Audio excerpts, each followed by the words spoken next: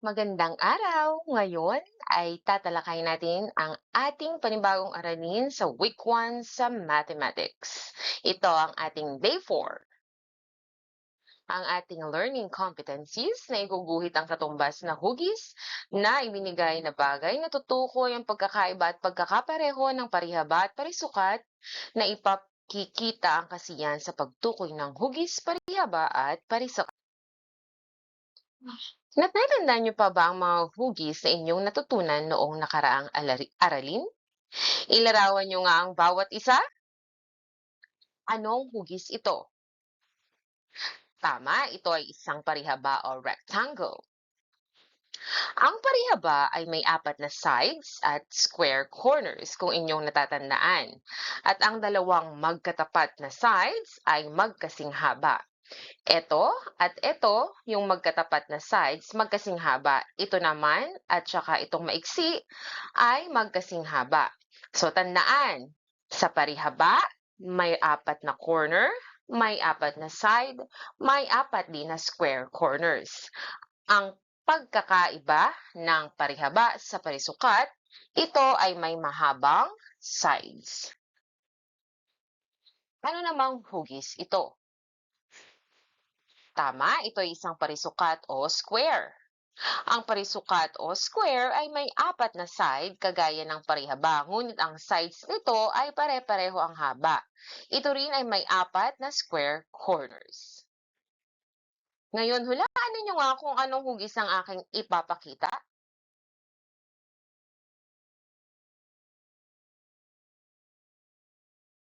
Kung nahulaan nyo kaagad na ito ay square o parisukat, mahusay kayo. Kasunod,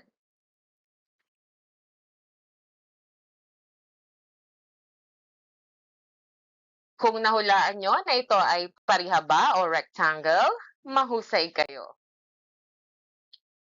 Ngayon, nais kong mag-isip kayo ng mga bagay sa inyong paligid na hugis, parihaba at parisukat. Sige nga, may naisip na ba kayo? Maaari kayong tumingin sa inyong tahanan, sa labas, dahil napakarami ng mga bagay na hugis, parisukat at parihaba sa ating paligid. Kailangan nyo lang maging mapagmatsyag. May naisip na ba kayo? Kung may naisip na kayo, mahusay. So ngayon, nais kong pagmasdan ninyo ito. Pareho pa rin ba ang hugis nila kahit magkaiba ang sukat dahil ang nauna ay maliit at ang ikalawa ay medyo malaki? Kung ang sagot nyo ay oo, tama kayo. Kahit na magkaiba ang kanilang laki, maliit ang isa at malaki ang isa, pareho pa rin itong parihaba dahil ito ay may apat na sides na mas mahaba ang dalawa. May apat din tong square corner at may apat na corner. Ngayon, eto naman, pareho pa rin ba ang hugis nila kahit magkaibang sukat? Tama. Kung gayon, anong hugis ito? Ito ay square o parisukat. So, kagaya kanina sa rectangle, kahit na maliit o malaki ang isa, basta ito ay may dalawang mahabang sides at dalawang may ikling sides na magkasukat yung dalawa, ito ay parihaba. Ito naman, basta ito ay may apat na magkakasukat na corner, apat na magkakasukat na sides o gilid, ito ay parisukat. Eh kung ginanito natin yung parisukat, medyo binago natin yung orientation o position. Yan, parang iniikot natin ang bahagya.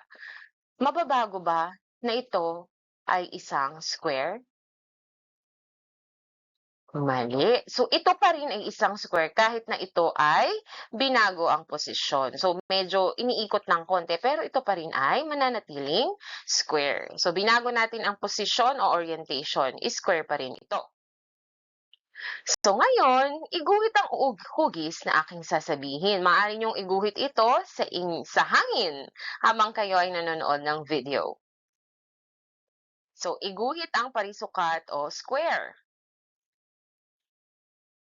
Naiguhit niyo na ba? Magaling! Iguhit naman ang parihaba o rectangle. Naiguhit niyo na ba? Kung naiguhit niyo na, mahusay. Ngayon, ulitin natin. So, parisukat ang hugis na ito.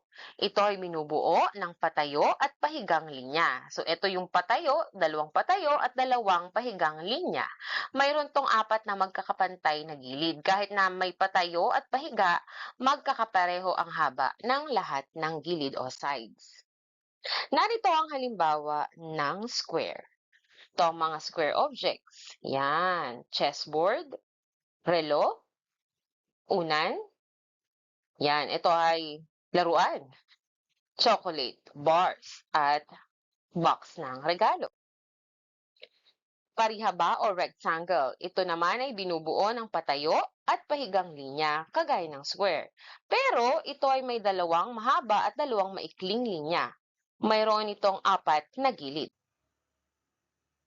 Narito naman ang halimbawa ng mga bagay na parihaba o rectangle. So, meron din tayong mga isang buong chocolate bars, pero yung mga maliliit nito, square lang yun. Pero pag isang buo, ito ay rectangle. Maleta, building, ruler, yan, Tetra Pak na juice, notebook, domino, at saka itong court.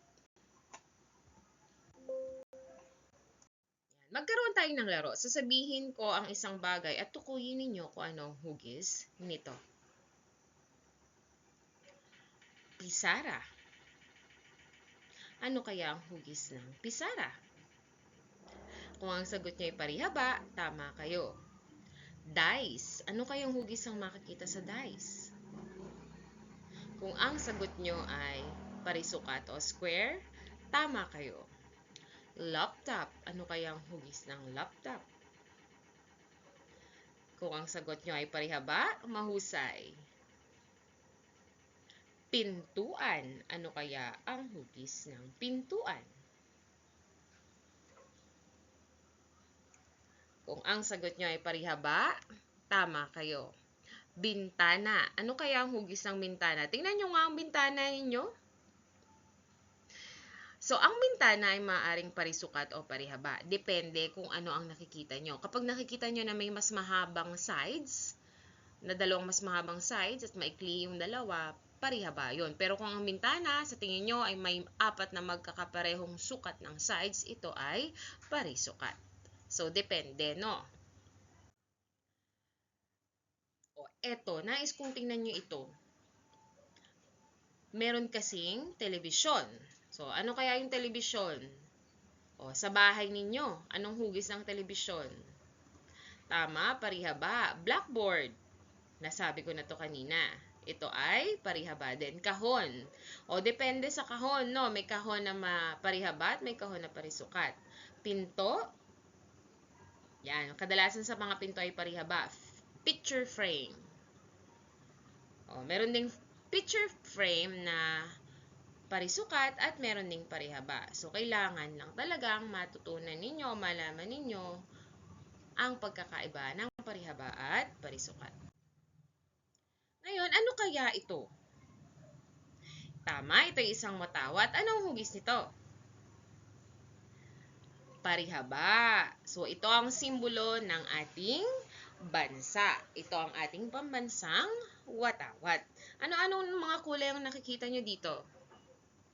Okay, meron tayong asul, pula, dilaw, at puti. Ano naman kaya ito? Ito ang isang frame. Ano kaya ang hugis ng frame? Ito ay parisukat. So, nais kong lagyan yung check kung ang hugis ay parisukat at X naman kung parihaba. Number 1, check or X. So, check ito dahil ito ay parisukat. Number 2, check or X. So, check pa rin ito dahil ito ay parisukat. Number 3, check pa rin dahil ito ay parisukat. Number 4, X dahil parihaba. Number 5, X pa rin dahil ito ay parihaba. Ngayon mga bata, kung magiging maliit o malaki ang parihaba at parisukat, mababago ba ang tawag sa hugis nito? So, kagaya ng sinabi ko kanina, hindi ito nababago. Nabago lang ang size o laki, pero ito pa rin ay parihaba kung may mahabang sides, dalawang mahabang sides na magkasing haba at dalawang maikling sides na magkasing haba. Pero kung pare-pareho naman ang sukat ng sides, ito ay parisukat kahit na ito ay maliit o malaki. Kung iikot natin ang parihaba at parisukat, mababago pa ba ang hugis nito? Hindi. So, parisukat pa rin ito kahit iikot natin at parihaba pa rin ito kahit na ating iikot. Ano ang pagkakapareho ng parihaba at parisukat? So, pareho silang may apat na sides, apat na corner, apat na square corners. Ano naman ang pagkakaiba? So, ang parihaba ay may mga mahahabang sides, samantalang ang parisukat ay pare-pareho ang sukat ng sides. Tandaan niyo yan, ha? Ngayon, nais kong gumuhit kayo sa papel kung ano ang kaparehas ng hugis ng ipapakita kong nasa larawan. Okay? Halimbawa, nagpakita ako ng larawan na parang hugis rectangle o parihaba. Magdodrawing kayo dyan ng parihaba. Kung ito naman ay square, dodrawing kayo ng square. Okay? Yan. Number 1, relo. Number 2, throw pillow o unan. Number 3, watawat ng Pilipinas. Number 4, computer. At number 5, kahon. So, pwede nyong i-post ang ating video para makapagsagot kayo. Naway marami kayong natutunan sa ating aralin. Hanggang sa muli. So, ngayon, meron tayo ditong activity. So, kung meron kayong learning answer sheet, maaari nyo itong sagutan. Muli, maraming salamat sa inyong pakikinig. Hanggang sa muli, paalam!